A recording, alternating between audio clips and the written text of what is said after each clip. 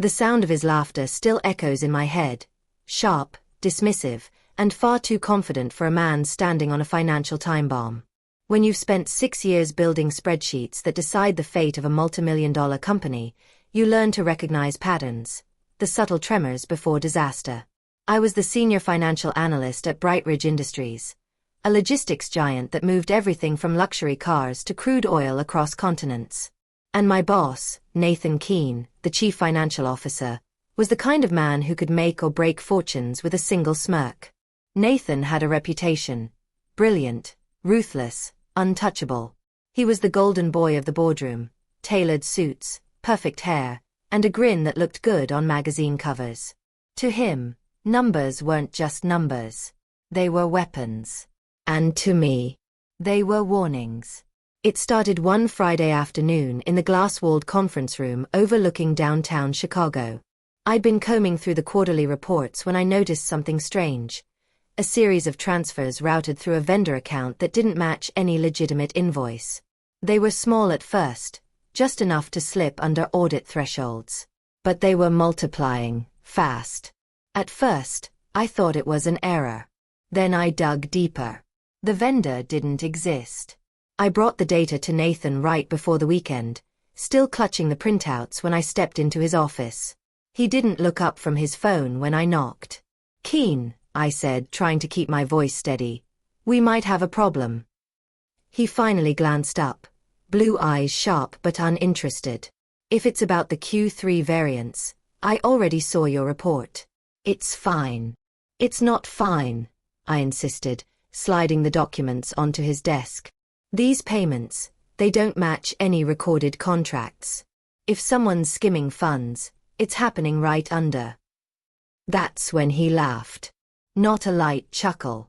A full, dismissive laugh that filled the room. "You think someone's stealing from me? Come on, kid. You've been staring at screens too long." The words hit harder than I expected. He called me kid, even though I'd been on his team since the start. To him, I wasn't a colleague, just another cog in his empire of control. I tried again. "Nathan, if we don't look into this, it could blow up." He raised a hand. "Leave it. I'll handle it." But he didn't handle it. That night, as I rode the train home, the city lights blurred past the window like streaks of gold. Something in my gut twisted. He hadn't even asked for the report. And for the first time in 6 years, I started to wonder if the problem wasn't beneath him, but himself. The following Monday, Nathan was all smiles, the kind that didn't reach his eyes. He walked into the office carrying 2 caramel macchiatos and handed one to me like nothing had happened. "See? I told you not to lose sleep over it," he said, tapping my desk with that easy charm that used to make me respect him. "You're good, but sometimes you chase ghosts." I wanted to believe him. God, I tried to. Nathan had been my mentor since my first day at Brightridge. He was the one who taught me how to read a balance sheet like a detective reads a crime scene. He'd even recommended me for my last promotion. But that morning, as he leaned casually on my desk, something about the whole situation itched under my skin. Because if he'd really looked into the transfers, why hadn't there been any follow-up emails? No alerts from compliance. No new audit requests. Nothing. Then came the first red flag. Later that week, I overheard him in his office. Not unusual, since his voice carried even through the glass walls. But this call was different. His tone was low, tense, almost pleading. "No, it's fine. We'll keep the account open for another quarter. Yes, I know what was agreed.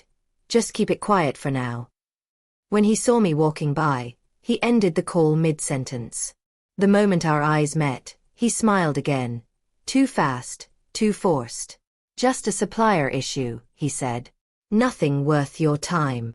Except that I recognized the name he'd mentioned on the call. Denton Holdings, the same non-existent vendor I'd flagged in my report. After that, things started to shift. Subtly at first. Nathan began favoring certain team members, the ones who didn't ask questions. He handed out special projects to them, bypassing me entirely. At meetings, He'd brush off my input with a grin and a joke, turning my concerns into punchlines for everyone else's amusement. It was a strange kind of punishment, public enough to sting, private enough to deny. At night, I'd lie awake staring at the ceiling, replaying every detail of that vendor file in my mind. Maybe he really was handling it. Maybe I'd crossed a line by pushing too hard. But the math didn't lie, and neither did the patterns in those payments. When I tried to access the transaction history again a week later, my credentials were suddenly restricted. IT told me the change came from Nathan's office directly. That's when the unease turned into dread. Because if he was covering his tracks, that meant one of two things. Either I'd stumbled into something massive, or Nathan wasn't the man I thought he was. And deep down, I already knew which one was true. It happened 2 weeks later, the day everything finally snapped into focus. The company's quarterly earnings meeting was supposed to be routine. Charts, forecasts, coffee so strong it burned your throat. I'd spent all night preparing backup reports, just in case someone noticed the discrepancies I'd been warning about. But when Nathan stepped up to the podium, his slides told a very different story. Every questionable vendor account, the same ones I'd flagged, had been reclassified. Not as anomalies or pending investigations, but as legitimate operating expenses. They'd even been given new names. And the kicker. The total adjusted balance matched exactly the amount missing from the previous quarter. My hands went cold. He hadn't ignored my warning. He'd buried it. Nathan smiled his practiced, camera-ready smile. Despite industry challenges, Brightridge remains financially strong, he said, his voice smooth as glass. Our partnerships are expanding, our margins improving, and our projections for next quarter are record-breaking. Applause filled the room. I couldn't even move. Because I realized what he'd done. He'd hidden millions in off-book accounts and used my initial findings to mask the fraud. My warning had been the blueprint for his cover-up. He didn't just laugh at me. He'd used me. After the meeting, I followed him into the hallway, my heart pounding. You falsified those records, I hissed. You took the vendor data I found and reclassified it to make it look clean. Tell me I'm wrong. Nathan didn't even flinch. He just straightened his tie, smirked, and said, "You're overreacting again, kid. Those were internal adjustments. You wouldn't understand." I stepped closer. "You're laundering money, aren't you?" His expression hardened, just for a second, then the mask slipped back into place. "Careful," he said quietly. "Accusations like that can end careers." Something in me cracked. The man who had once taught me everything about integrity, precision, and truth was the same man manipulating the system for personal gain. The betrayal wasn't just professional. It was personal. I stormed out before I said something that couldn't be unsaid. That night, I pulled every archived backup I could find, encrypted storage, old reports, forgotten email threads. Piece by piece, the pattern became undeniable. The shell vendors, the offshore accounts, the round-tripped payments disguised as logistics fees. Nathan's laugh, the one that haunted me, replayed in my mind like a cruel echo. He thought I'd back down, like everyone else. He thought his charm and authority were untouchable. But he didn't know me as well as he thought. Because if he could manipulate the numbers to hide the truth, then I could use the numbers to destroy him. And the next time he laughed, it wouldn't be in a boardroom, it would be on his way out. For days, I walked through the office like a ghost. Nathan's betrayal clung to me like static, invisible but constant, humming in my bones. Every spreadsheet, every budget report I opened reminded me of his laughter, of how easily he'd turned my honesty into his weapon. I stopped sleeping. My inbox filled with new assignments, all busy work, all meaningless. Nathan had quietly cut me out of every major project. My access was limited, my authority gone. To the rest of the team, it looked like I was just burned out. But the truth was uglier. I'd been erased. One night, after everyone had left, I stayed behind, staring at the skyline from the 32nd floor. Chicago looked peaceful from up there, lights shimmering across the river like constellations. But all I could think about was how Nathan had walked into that boardroom, lied to everyone's face, and won. I opened one of my old reports, the one he'd dismissed, laughed at, and scrolled through the data again. And that's when I saw it. A single line of metadata, hidden deep in the export logs. My initials. Generated by EL. He'd used my report to justify his fake transactions. The very file I'd built to expose him was now his shield. That broke something in me, but not in the way he expected. The anger that had been simmering for weeks finally crystallized into something sharp, focused. Nathan thought his title made him invincible, that no one would question the CFO's word over a mid-level analyst's.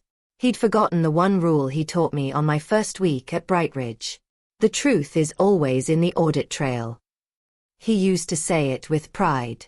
I smiled grimly at the memory. If that was true, then he'd just written his own confession. He just didn't know it yet. I decided right there that I wasn't going to quit. Not quietly. Not humiliated. Not after what he'd done. I would build a paper trail he couldn't erase, one that would survive long after his charm and power failed him. I'd collect every log, every timestamp, every file he'd touched. I'd find allies in departments he thought were irrelevant. IT, compliance, even the temp staff who processed invoices. For the first time in weeks, the fear started to fade. It was replaced by something heavier. Conviction. Nathan's laughter had cost the company millions. But soon, his arrogance would cost him everything. As I packed my things to leave that night, I caught my reflection in the darkened glass. Tired, yes, but alive again. My pulse was steady. My purpose was clear. He taught me how to find financial truth. Now I was going to teach him what it costs to bury it. I didn't want theatrics. I wanted irrefutable proof, the kind of evidence that didn't rely on anger or accusations, but on timestamps, access logs, and the quiet truth that lives in server backups. First, I made a list, what Nathan had touched, who had motive to look the other way, and which records were impossible to rewrite without leaving a trace. I quietly reached out to Marisol in IT, the only person who'd ever beaten Nathan at his own game of window dressing when she'd exposed a botched payroll script years ago. I framed it as a routine curiosity. Could she pull immutable logs around vendor setups and admin approvals? She agreed, but only if we kept it internal. Next, I visited Elena in compliance and framed my request differently.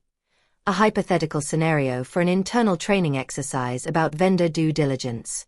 Her curiosity got the better of caution. She offered to run a blind reconciliation on last quarter's vendor roll. I stopped scattering my findings across personal drives. Everything went into a secure, read-only archive with chain of custody notes. Who accessed what and when. No edits. No backdating. If Nathan tried to scrub something, the audit trail would light up like a billboard, force him to reveal himself. I crafted a test that looked routine but was surgical. With Marisol's help, we scheduled a reconciliation request that required Nathan's explicit sign-off to reclassify a handful of those suspect vendors, the very reclassifications he'd orchestrated. The request was routed through normal channels so it wouldn't trip HR's alarm bells, but it was visible to compliance and the CFO's dashboard. If he touched it, we'd have his signature. If he panicked and redirected, we'd have the evidence of tampering, pulled email headers, invoice metadata, and cross-checked payment paths through banking reconciliation spreadsheets. I interviewed the temp staff who processed invoices, people Nathan assumed he'd intimidated into silence, and recorded their recollections. None matched the story he'd presented to the board. Throughout this, Nathan strutted as if nothing was wrong. He expanded partnerships, bought lunch for the board, and posted triumphant updates about our strategic realignments. He joked at my expense in meetings like a man who believes the stage is his forever. His public confidence was exactly what I needed. Arrogance leaves fingerprints. I also planted a gentle social trap, an innocuous memo to the leadership team announcing a voluntary internal audit of vendor onboarding, framed as proactive governance. It was a plausible, even laudable move. Nathan praised it in the hallway and trotted out his PR-ready smile. Behind that smile, however, he was watching for threats. which meant he was primed to move when the reconciliation hit his inbox. When the reconciliation request came through, Nathan did what he always did. He tried to control the narrative. But this time, every move he made would generate a log. Every reroute, every approval, every whispered phone call could be tied back to a time-stamped trail. I sat at my desk the night before the board review, the secure archive open on my screen. My hands were steady now. The plan was in motion, the allies were in place, and the company, the people who trusted Nathan, were closer than he realized. Nathan still believed he was untouchable. He still laughed. But tomorrow, his laughter would meet something far louder than mine: hard evidence. The morning of the board review felt electric, like the calm before a storm that already knew its path. The conference room was full. Directors, legal counsel, the CEO, and Nathan, smug in his tailored suit, smiling like a man who'd already won. I sat at the far end with Marisol and Elena beside me, palms clammy but steady. The projector hummed to life. "Before we begin," I said, voice quiet but carrying, "I'd like to present a mandatory reconciliation the compliance team completed overnight." Nathan's smile faltered. The exact microsecond the room registered a change. I clicked the remote. The slide showed an innocuous timeline at first: vendor onboarding dates, invoice IDs, and approvals. Then the cascade began. With each click, immutable server logs appeared, timestamps showing Nathan's account signing off on vendor reclassifications at 2:03 a.m. Email headers proving approvals were backdated. Bank transfer confirmations routing funds from Brightridge through Denton Holdings LLC to an offshore trust with beneficial owners tied to Nathan's family. Marisol pulled up the database export and, with a few keystrokes, displayed the access log. Nathan's IP, his phone, the exact SQL queries he ran. The room went quiet in the way a crowd goes silent right before a scream. Nathan leaned forward, jaw tight. "What is this?" he said, voice clipped. He tried the charm, a smile, a joke, but it died on the hard faces of the board.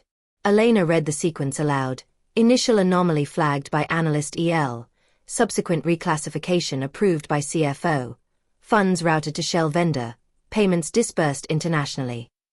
She produced sworn statements from invoice clerks who'd been coerced into falsifying paperwork. I played a clipped recording Marisol had captured, Nathan's own voice, low and urgent. "Keep the account open for another quarter." "Yes, I know what was agreed." His face blanched as his voice echoed in the room. Nathan's laughter, once a weapon, became a sound with nowhere to hide. He scrambled for rebuttal, to redirect, to charm. He reached for his phone. Marisol's logs showed that within seconds he'd logged into a forensic cleaning app and tried to revoke approvals.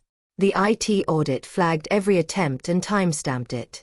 Every move he made only tightened the noose. The CEO, white-faced, turned to the chair of the audit committee. "We have to freeze his sign-off privileges and notify counsel." The word freeze landed like a gavel. Security, who'd been quietly summoned, approached Nathan's side. He stood, shoulders rigid, and for a moment the man who'd smirked through meetings was a portrait of disbelief. "Do you have anything to add?" the audit chair asked. Nathan opened his mouth, then closed it. The mirth drained out of him.